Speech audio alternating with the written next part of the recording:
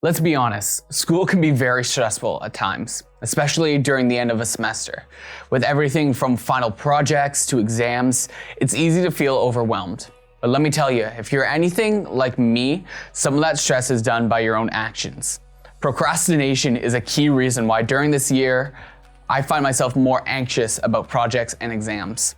This past year at school, I sat down in one of my Friday classes and had a realization that my essay for that class was due that weekend, Sunday at midnight to be exact.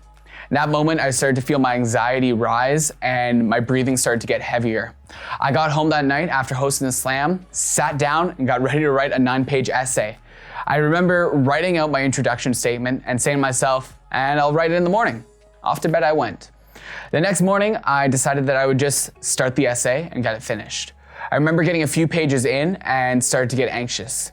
My natural instinct was to procrastinate, maybe take a nap. But instead, I was reminded of a verse from Philippians.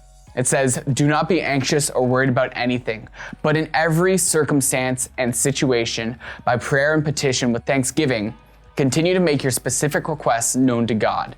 And the peace of God, that peace that reassures the heart, that peace which transcends all understanding, stands guard over your hearts and your minds in Christ Jesus." In that moment, I just decided to turn my worries over to God. I just said, "God, I turn my anxieties over to you and I pray for your peace." And just like that, I started to feel more productive and less anxious. If you're going through a tough time with school right now and feeling anxious or stressed out, I feel you, and I encourage you to cast your worries over to Him.